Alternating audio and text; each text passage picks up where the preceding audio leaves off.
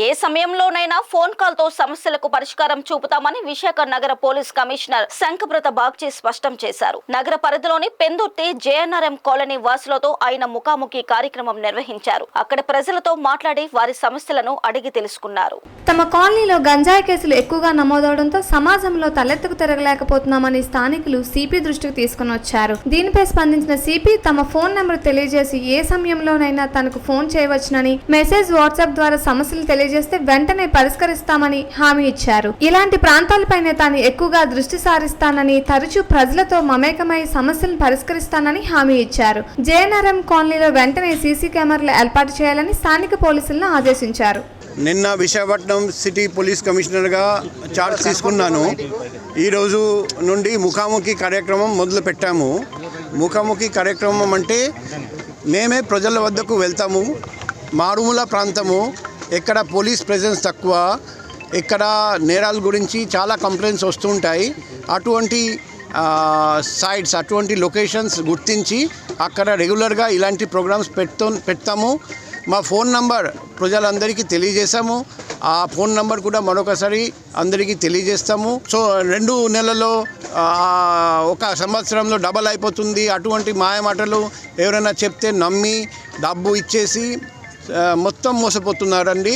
So వాళ్ళందరికీ మా request, ఇటువంటి మాటలు ఎవరైనా చెప్తే నమ్మకండి, మోసపోకండి. గాంజాయి, ఓపెన్ డ్రింకింగ్, ర్యాష్ డ్రైవింగ్, మీ ఏరియాలో జరుగుతున్న ఏదైనా నేరాలు, చిన్న అయినా ఏదైనా ఇష్యూ అయితే వెంటనే మా దృష్టికి తీసుకురావాలి. మాకు కాల్ చేయండి, లేకపోతే SMS చేయండి, వాట్సాప్ చేయండి. మేము వెంటనే చర్య తీసుకుంటాం, పరిష్కారం చేయడానికి ప్రయత్నం చేస్తాం. ఇటువంటి ప్రోగ్రాం మేము ఇప్పటి నుండి రెగ్యులర్గా కంటిన్యూ చేస్తాం. ప్రజల వద్దకు వెళ్తాం, వాళ్ళు చెప్పిన సమస్యలు ముఖాముఖి వింటాము, తర్వాత పరిష్కారం చేయడానికి అన్ని విధంగా ప్రయత్నం. డిపార్ట్మెంట్ వరకు మీరే సీసీటీవీ పెట్టండి. వేరే చోట సీసీటీవీ పెట్టించడానికి మరొకసారి ఆయనకు రిక్వెస్ట్ చేస్తాం. సో SHO పెందుర్తి అందరితో మాట్లాడి వాళ్ళ ద్వారా వాళ్ళ అపార్ట్మెంట్ చుట్టూ సీసీటీవీ పెట్టించండి. పోదలు, లైటింగ్ నెక్స్ట్ 1 వీక్లో పూర్తి చేయాలి.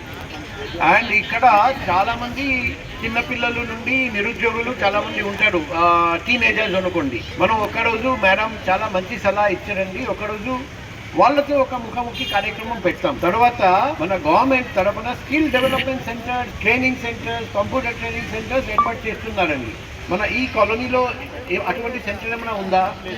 వాళ్ళతో మాట్లాడి, కావాలంటే కొత్త కలెక్టర్ వస్తున్నారండి, డిస్ట్రిక్ట్ కలెక్టర్ హరీంద్ర ప్రసాద్, నేను ఆయనకు రిక్వెస్ట్ చేస్తాను, ఈ ఏరియాలో ఒక పెట్టించండి. అది నిరుద్యోగులకు ఉద్యోగం కల్పించడానికి, స్కిల్ డెవలప్మెంట్ చేయడానికి, ట్రైనింగ్ ఇవ్వడానికి, సో దట్ వాళ్ళు కూడా పరీక్షలు రాసి ఏదైనా మంచి ఉద్యోగం వాళ్ళకు కూడా వస్తాయి. కొందరికి మంచి ఉద్యోగాలు వస్తే వాళ్ళను చూసి రోల్ మోడల్గా పెట్టుకొని మిగతా వాళ్ళు కూడా చదువుతారు, నేర్చుకుంటారు, వాళ్ళు కూడా మంచి ఉద్యోగాలు వస్తాయి. ఆ విధంగా మనం చేతులు కలిపి వాళ్ళకు కూడా హెల్ప్ చేద్దాం. పబ్లిక్ ముందుకు వచ్చి మాకు హెల్ప్ చేస్తారు, మేము ముందుకు వెళ్ళి పబ్లిక్కి హెల్ప్ చేద్దాం. సో దట్ ఒక మంచి భవిష్యత్తు కోసం, పిల్లలకు మంచి భవిష్యత్తు ఉండాలి. దానికోసం మనం అందరం ప్రయత్నం చేద్దాం.